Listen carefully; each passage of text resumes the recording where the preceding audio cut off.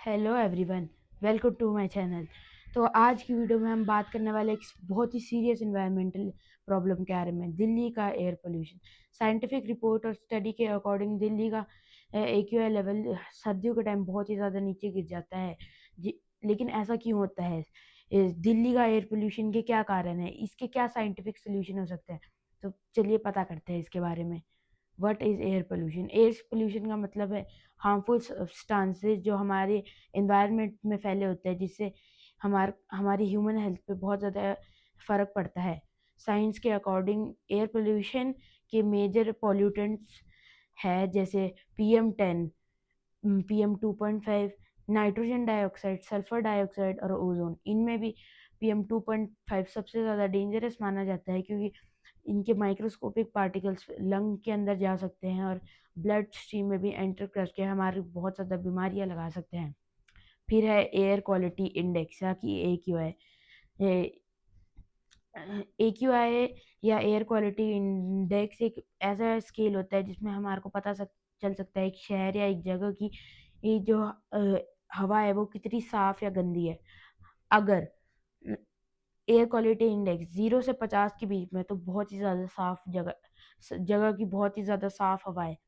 अगर 51 से 100 के बीच में है तो फिर सेटिस्फैक्ट्री है, मतलब वो साफ, बिल्कुल साफ तो नहीं लेकिन थोड़ी बहुत साफ ही है।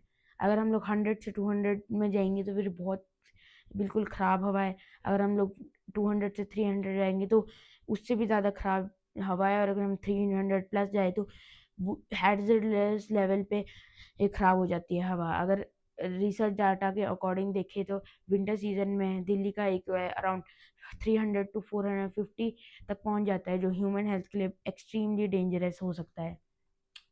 लेकिन दिल्ली सवाल ये भी आता है कि दिल्ली पोल्यूशन क्यों होता है, इसके क्या क्या कारण हो सकते हैं। तो आइए सोचते हैं इन बारे में। लेकिन देखिए, पहला कारण है व्हीकलर पोल्यूशन, या फिर दिल्ली में व्हीकल पोल्यूशन एक बहुत ही मेजर कंट्रीब्यूटर है। लाखों और करोड़ों की तादाद में व्हीकल जो फॉसिल फ्यूल जैसे कि पेट्रोल या डीजल पे चलती है वो अपना फॉसिल फ्यूल जलाती है, और इससे इनकम्प्लीट कंबशन होता है, जिससे carbon dioxide, carbon monoxide, nitrogen dioxide, PM2.5 के पार्टिकल्स रिलीज होते हैं। साइंस के हिसाब से स्लो मूविंग ट्रैफिक और ट्रैफिक जाम से बहुत ही ज़्यादा पोल्यूशन एमिट होता है। सबसे ज़्यादा ओल्ड डीजल व्हीकल से 2.5 PM निकलता है। अगर हम कॉज 2 पे जाए तो वो है इंडस्ट्रियल पोल्यूशन। दिल्ली और NCR एक देश की राजधानी है, तो उसमें बहुत ज़्यादा फैक्ट्रीज, इंडस्ट्रीज होती होगी, जिससे बहुत ज़्यादा पोल्यूशन होता है।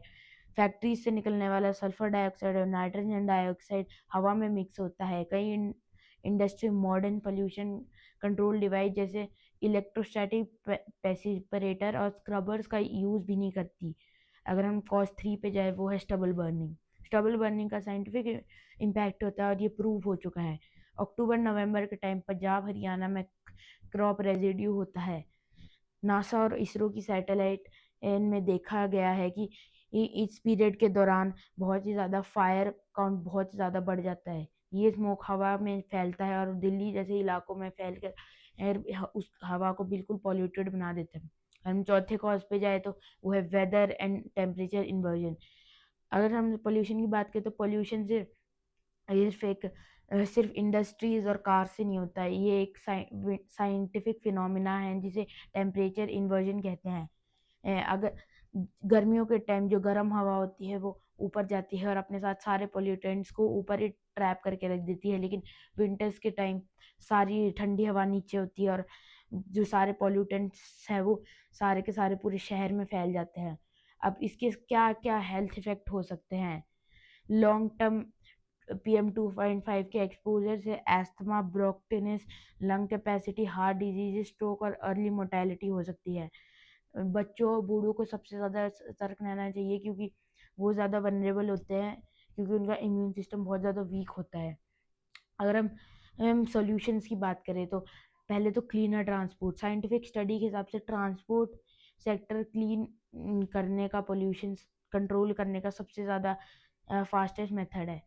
इसके सॉल्यूशन में हम पब्लिक ट्रांसपोर्ट का ज़्यादा यूज़ कर सकते हैं, इलेक्ट्रिक व्हीकल्स का ज़्यादा इस्तेमाल कर सकते हैं, BS-V1 एमिशन स्टैंडर्ड्स कर सकते हैं, और साइकिलिंग और वॉकिंग कर सकते हैं छोटे डिस्टेंसेस के लिए। अगर हम इलेक्ट्रिक व्हीकल सबसे ज़्यादा बड़ा एडवांटेज देती है क्योंकि इनमें ज़ीरो टेल पाइपलाइन एमिशन होता है। अगर हम सोल्यूशन 2 पे जाए तो वो है साइंटिफिक स्टबल मैनेजमेंट। रिसर्च के अकॉर्डिंग स्टबल मैनेजमेंट एक ऑल्टरनेटिव है। इसमें हम happy seeder composting and mulcher जैसे चीज़ों का इस्तेमाल कर सकते हैं, जिससे सॉइल फर्टिलिटी भी इम्प्रूव होती है और पॉल्यूशन भी कम होता है। Solution 3, cover green and environment urban planning. Scientific research ये भी बताते हैं कि ग्रीन बेल्ट और ट्री पार्टिकुलेट मैटर या कि पीएम को अब्जॉर्ब करती है। नीम, पीपल और बानियन ट्रीज डस्ट पार्टिकल को भी अब्जॉर्ब करने में बहुत ज़्यादा इफेक्टिव पाए गए हैं। अगर हम अच्छी अर्बन प्लानिंग करेंगे तो हम लॉन्ग उनमें जो पॉल्यूशन है उसको कम कर सकते हैं। दिल्ली का एयर पोल्यूशन सिर्फ एक ही कारण नहीं है, उसके पीछे कई कारण हैं। यही कारण मिलके एक बड़ी प्रॉब्लम को क्रिएट करते हैं, लेकिन साइंस हमें सोल्यूशन भी बताता है। Clean energy, transport, strict rule और पब्लिक अवेयरनेस जैसे कंट्रोल पॉसिबल है। अगर हम एक्शन लेंगे तो फ्यूचर जनरेशन के लिए क्लीन एयर इंश्योर कर पाएंगे। अगर आपको ये वीडियो इन्फॉर्मेटिव लगी तो प्लीज़ लाइक, शेयर और सब्सक्राइब करें। Thank you for watching.